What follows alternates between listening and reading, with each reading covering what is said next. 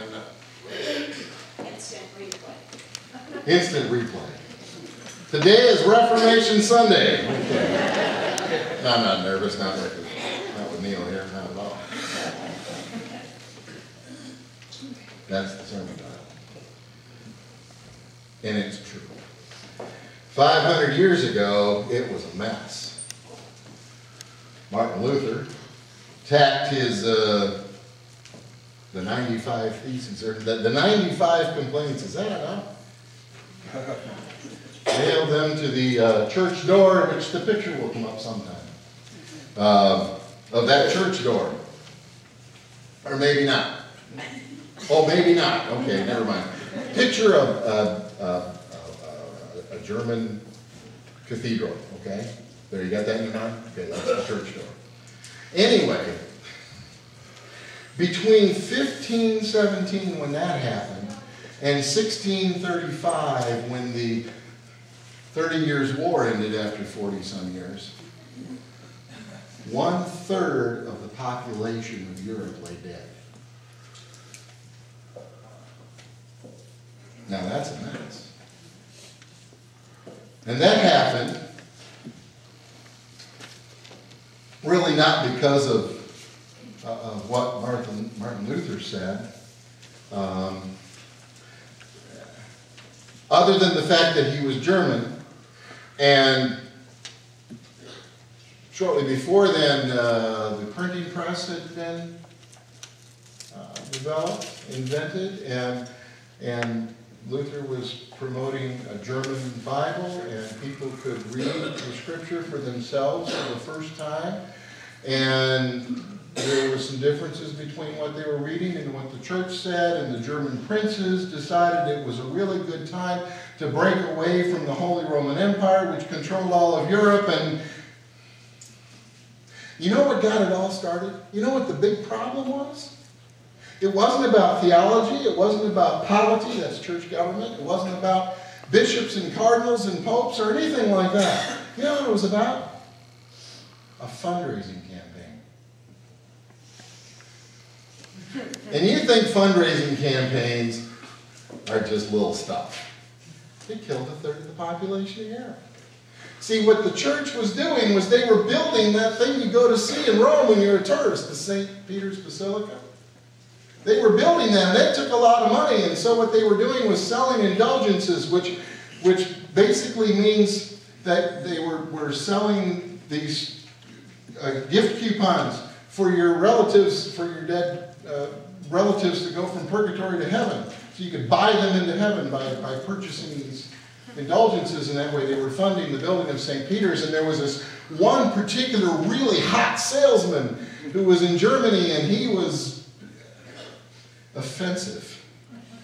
And Luther got upset because of how offensive this person was in selling these indulgences, and that's what got it all started.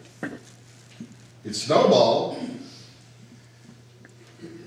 It got to be a real mess. But what happened was the Protestants, the ones who were protesting against the church, the Protestants, which we now call Protestants, just a different accent on the other syllable, you know. The Protestants broke away from the church and formed their own movement that became the Lutheran Church and the Presbyterian Church, and the Anglican Church, and the Reformed Church, and the Methodist Church, and all these others eventually. We broke away from the church split. And you know what happened when that happened? The church grew like wildfire.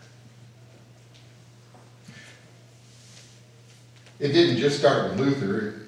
The printing press before that, and Copernicus and Galileo, and the Renaissance really kind of got it started because people started gaining knowledge, and some of the knowledge they gained, like when Columbus went across the ocean, was against what the church was teaching, and things were starting not to add up, and the church reacted by defending its positions and by becoming an institution, by becoming the authority of all.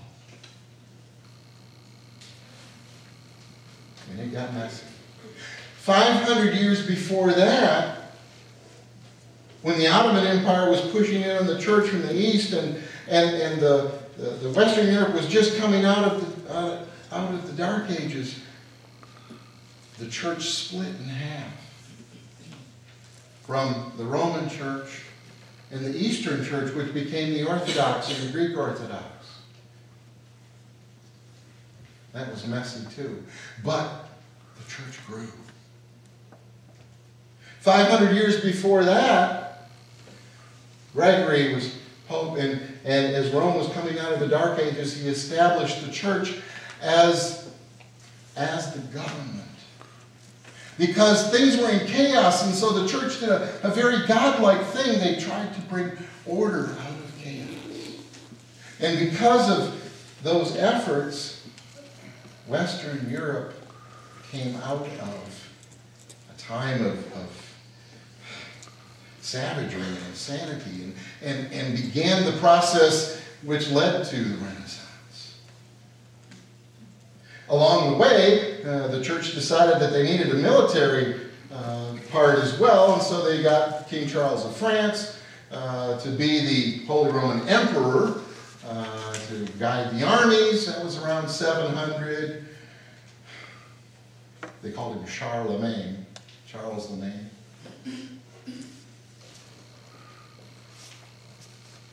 "500 years before that, there was this guy that walked on the earth that we read about a little bit. His name was Yeshua in Hebrew, Jesus in Greek. We've heard of him, right? He kind of changed things too, because there was this institution, the Sanhedrin and the Sadducees and the Pharisees and the high priests and the temple and all its sacrifices, and everything had to be done just this way and that way and this way, and then if you didn't do it right, you were damned, and if you know, and Jesus said, wait a minute, let's start a movement. Let's make this about loving God and loving your neighbor. Let's start something new. Of course, it got messy, but the church grew. 500 years before that, God's people were coming out of captivity, and the Deuteronomists were bringing forth the laws from Deuteronomy, which was a step away from the old Levitical law. And again, as they came home, things got messy, but the people grew, the church grew. 500 years before that, David established a kingdom. And the Levitical law became the law of the land. And there was order and peace. 500 years before that, Moses was leading the people out of Egypt. You get a pattern here? Guess what? It's been 500 years. Think about that. It's been 500 years since the last time everything went crazy. Everything in the church, everything in the culture. And often it's caused by some technological advance like iron or copper or a chariot or the printing press or maybe the iPod. I'm not sure which. This song seemed right to sing. I changed a couple words just for us. Apologies to Bob Dylan.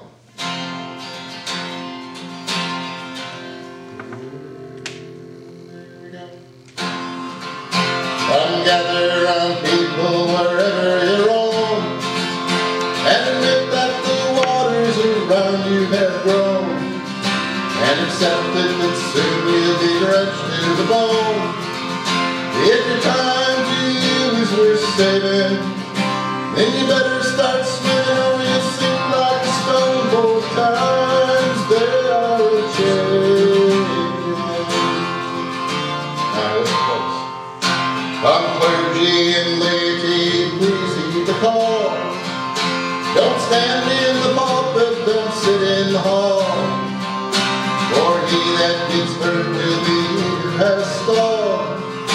There's a battle outside and it's raging. It'll soon shake your windows and rattle your walls, for times they are a-changing. Where the line it is drawn, the curse it is cast. The slow one now will later be fast, and the grass is now will later be past. The order is rapidly fading, and the first one now will later be last, for times they are changing.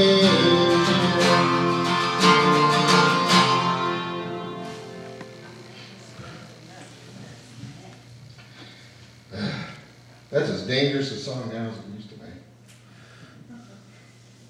The times are changing. Church is changing. I could look at my district superintendent and ask him to tell me what the church is going to look like in 50 years, and he'd say, we have no idea. We do know a few things. It will be mission-oriented. Hands-on local missions will be the driving force of the church in the years to come. We know that. Small discipleship, accountable groups will be part of the church in the future. Small groups of people who rely and pray with each other and study with each other and hold each other accountable in the faith will be one of the cornerstones of the church to come. This talking head sermon motif that we've been in for 500 years is going away. It's leading to discussion, to study, to more to group participation. It's fine with me. You have to study a lot more, but that's okay. We don't know where it's headed. We see glimmers and hopes, and believe me, the church can react in two ways. It can become an institution. It can become like those Pharisees and Sadducees and high priests that Jesus talked about, and dig in its heels and set its feet and say, we ain't changing. And they won't until they die. But they will die. Or the church can say, let's see what's coming and see if we can embrace it. The United Methodist Church has really taken that attitude from the top down, or from the bottom up, both. For the last 20, 30 years now, our church has been seeking desperately to find ways to make the church vital. Neil's going to talk this afternoon about two things, about Vital Congregation and the Vital Church Initiative. I hear. Ways, we don't know if they'll work. We hope so because it's worked other places, but everyone's in the dark. I mean, we're seeing good practices and seeing what works there, and we try to incorporate those in and keep the church vital. Because we know that if we set our sights on God,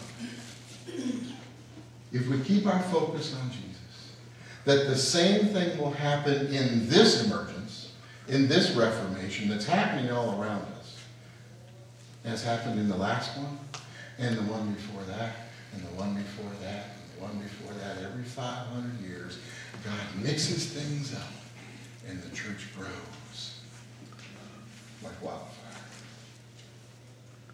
I don't know about you, but I want to be a part of that. I lived long enough to see it. I'm anxious to see what we become. I hope you are too.